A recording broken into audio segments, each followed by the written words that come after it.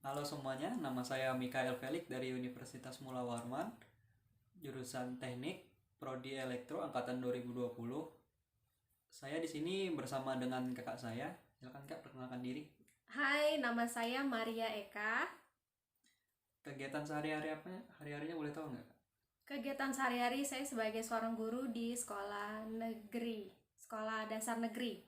Nah, kegiatan lainnya? Kegiatan lainnya saya sebagai pendamping sekolah minggu di Paroki Santo Lukas Temindung Samarinda.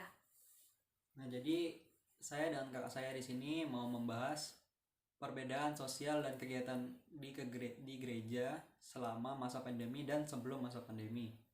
Nah, untuk kegiatan di gereja biasanya sebelum masa pandemi banyak ngapain?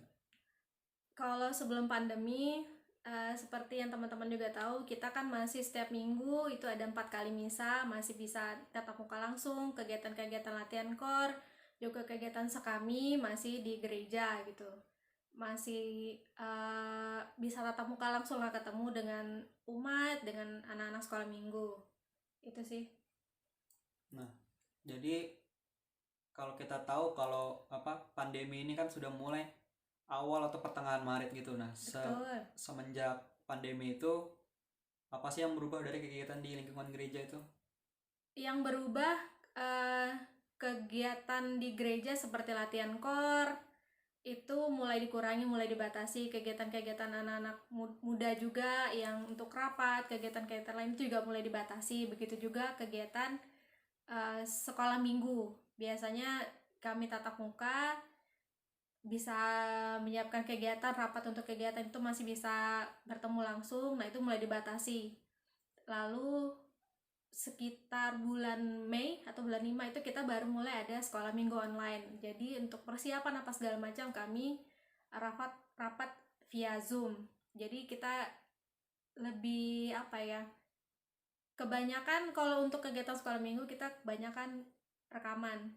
Kalau biasanya kan kita bisa tatap muka, nah karena pandemi situasi dan kondisi tidak memungkinkan untuk tatap muka langsung, jadi kami rekaman video setiap minggu yang bisa disaksikan di channel YouTube Sekami Santo Lukas. Itu sih perbedaan yang dulunya bisa tatap muka langsung, ketemu dengan anak-anak sekolah minggu, ketemu dengan umat, minta berkat pastor. Lalu setelah pandemi, semuanya kegiatannya secara online atau kita rekam video lalu diupload ke YouTube. Itu sih. Nah, jadi kan perbedaannya terasa banget untuk pembuatan videonya gitu. Yap. Jadi kalau kesusahan selama pembuatan videonya ada nggak? Kesusahannya banyak sih, kesusahannya karena kita kan rekaman video sekolah minggu itu outdoor atau di luar ruangan, kan tergantung dengan cuaca. Kalau terlalu terik, pengambilan gambarnya juga tidak bagus, apalagi kalau hujan. Kan tidak bisa kalau misalnya hujan. Nah, di dalam ruangan itu sebenarnya bisa, cuma kendala pencahayaan yang kurang, lalu suara juga tidak mendukung karena dalam ruangan kan bergema. Lalu karena juga bukan anggota sebenarnya, kakak-kakak Pendamping. pendamping ini juga Hmm. kekurangan, kita juga tidak terlalu banyak punya sumber daya untuk kakak-kakak pendamping, jadi kami tiap minggu dibagi tugasnya. Jadi untuk 1 kali rekaman itu paling maksimal kami ada 7 orang, tapi tidak semua 7 orang itu datang, maksimal ya 4 atau 5 orang. Nah, sisanya itu mereka nanti rekaman dari rumah, membantu di balik layar. Kendalanya selain itu apalagi ya, penyiapan materi sebenarnya. Kalau dulu kita sebelum yang masa pandemi kita bisa begitu Gampang hari besok kita sudah mulai mengajar, hari ini kita masih bisa cari materi. cari-cari materi. Nah, kalau untuk yang setelah pandemi kita harus persiapkannya lebih matang. Itu sih. Juga proses rekaman videonya juga lumayan. Kalau misalnya pada saat sebelum pandemi kan kita punya jatah waktu tuh maksimal maksimal 3 jam, tapi 2 jam sih sebenarnya, maksimal 3 jam untuk kita langsung mengajar anak-anak sekolah minggu. Nah, kalau untuk yang rekaman kami buat semaksimal mungkin, sebagus mungkin lah biar bisa ditayangkan Biar dan bisa menarik juga ya. lebih menarik lah untuk adik-adik di rumah atau anak-anak di rumah. Dan itu luar luar biasa sih perjuangannya, mulai dari proses rekaman, cari cari spot untuk lokasi rekaman, sediakan lagu, apalagi ya, pokoknya luar biasa lah, banyak banyak. Tapi di balik itu semua ya syukur kepada Allah sih berjalan lancar walaupun banyak kendala, tapi itu tetap menjadi semangat sih buat kami para pendamping untuk melayani anak-anak di rumah. Nah ya, sebelum lebih panjang, mungkin teman-teman kayaknya nggak tahu ya apa itu sekolah minggu. Nah, Kak, jelasin dikit deh, apa sih intinya sekolah minggu itu di agama Katolik? Sekolah minggu agama Katolik sekolah minggu itu sebenarnya pendidikan dasar pengenalan agama Katolik untuk anak-anak. Jadi kan sebelum mereka beranjak dewasa, kalau di gereja Katolik itu kan ada yang Miss Dinar atau ikut-ikut kakak Komka, bergabung di Komka. Komka itu adalah komunitas orang muda Katolik. Nah, dari sebelum mereka bisa mengikuti Miss Dinar atau ke Komka, mereka harus tahu dulu dasar-dasarnya nih, dasar-dasarnya. Jadi kan di sekolah minggu itu kan kita belajar doa-doa dasar Katolik kan.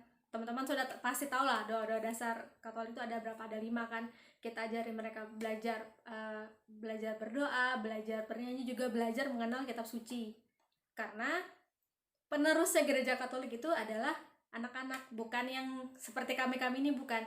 Justru yang anak-anak itu penerusnya gereja Katolik. Sebelum mereka bisa masuk ke tingkat yang lebih lanjut, ke Miss Dinar atau ke kakak Komka, atau lebih lanjut lagi mereka bisa ke DPP, Dewan Pastoral Paroki.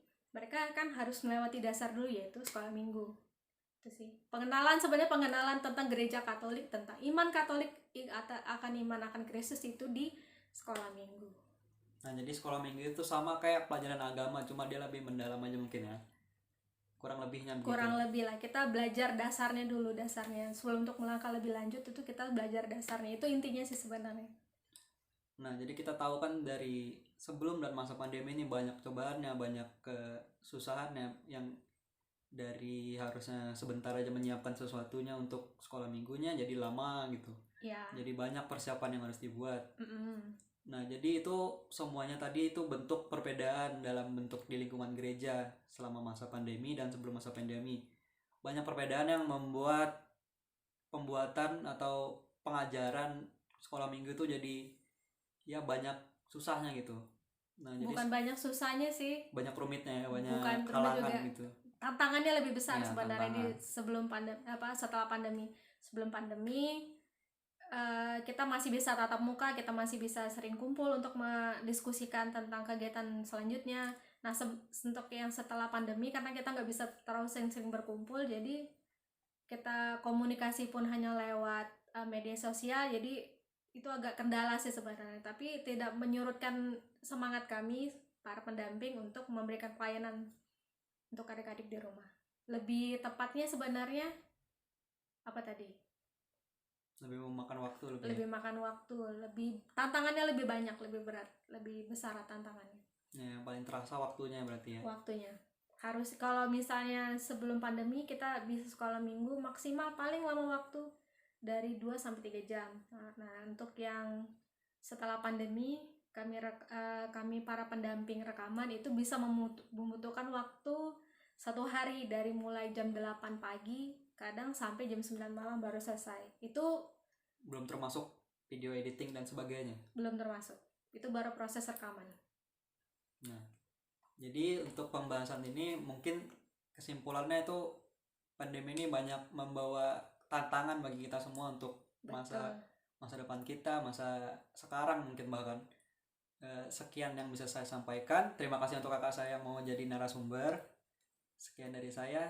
Terima kasih. Dadah.